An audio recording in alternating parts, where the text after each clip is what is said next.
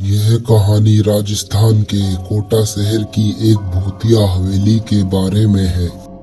यह हवेली राजा महाराजा के समय में बनी हुई थी, लेकिन पिछले 18 सालों से इस हवेली में आज तक कोई भी रहने के लिए नहीं आया है।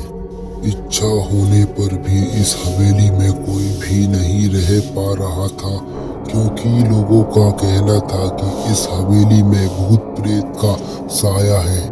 जब अजीत सिंह को इस हवेली के बारे में पता चला तो उसने तय किया कि इस रहस्य को जानकर ही रहेगा क्यों लोग इस हवेली में नहीं रह पा रहे हैं। उसने मजबूत इच्छा शक्ति से हवेली में रहने की पूरी तैयारी कर ली। जब उसने हवेली के अंदर जाने के लिए पैर आगे बढ़ाए तो दरवाजे पे किसी अनजान व्यक्ति ने उसे रोक लिया और नजदीक जाके बोले, कौन हो आप और किधर जा रहे हो? अजीत सिंह ने जवाब देने के बजाय उससे सामने से सवाल किया, जी आप कौन हो? वह व्यक्ति बोला, मेरा नाम अर्जुन सिंह है और मैं यहीं पास में ही रहता हूँ। अर्जुन सिंह ने कहा, ओ अच्छा, मैंने सुना है कि यह एक भूतिया हवेली है और यहाँ कोई नहीं आ पाता है, इसलिए मैंने इस हवेली में एक दिन रुकने का फैसला किया है। अर्जुन सिंह ने कहा, जी हाँ, आपने सही सुना है और आप भी अंदर मत जाइए, मेरी मानो तो आप भी वापस लौट जाइए, यहाँ बहुत खतरा है। यह सुनकर अजीत सिंह खुश हो गया जैसे उसे कोई लॉटरी लगी हो। अर्जुन ने उसकी खुशी को देखकर बोला, आप क्यों खुश हो रहे हो?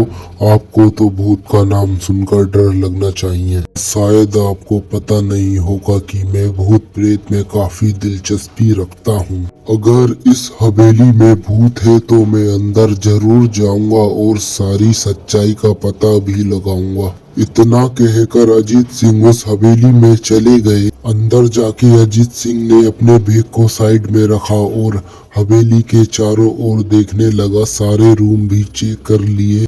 बाद में ड्राइंग रूम में आके सोफे पर बैठ गया। उसने वहां बैठकर दारू के 2-4 पैक भी लिए। वहीं अचानक उस रूम में लाइट का एक बल्ब चालू बंद होने लगा, लेकिन अजीत ने उस पर ध्यान नहीं दिया। थोड़ी देर बाद दूसरा बल्ब चालू बंद होने लगा, फिर तो हवेली की सारे लाइट चालू बंद होने लगी।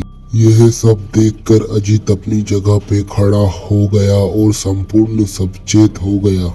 अचानक उसके सामने एक छोटा टेबल हवा में उड़ने लगा। करीबन 6 फुट हवा में ऊपर जाके गोल गोल घूमने लगा और बाद में अजीत की ओर तेजी से आने लगा। अजीत ने तुरंत ही अपनी जगह बदल दी और दूसरी ओर चला गया और वो टेबल वहीं जाके गिरा जहां अजीत खड़ा था। अजीत कुछ समझ पाता उतने में सोफे की सीट उसकी ओर आने लगी। वो जल्द खड़ा हो गया और छलांग लगा के दूसरी और कूद गया, जिसके कारण सोफा दीवार से टकराया और अजीत बच गया। अचानक सब कुछ शांत हो गया।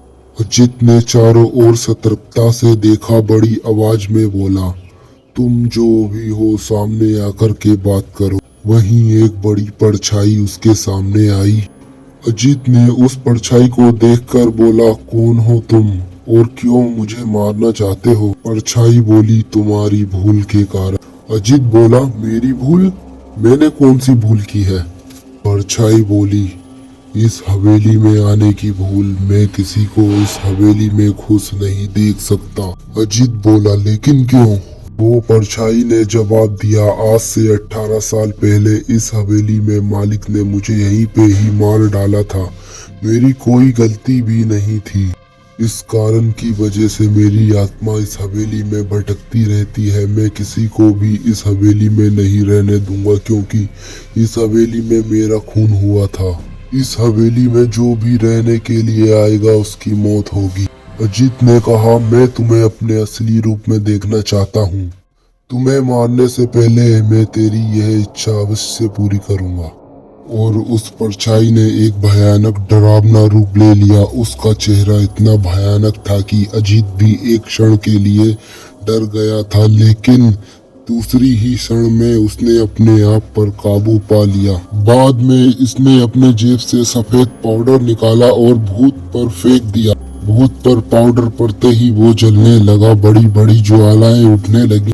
वो बहुत जोर जोर से चिल्लाने लगा और बाद में पूरी तरह से जल गया।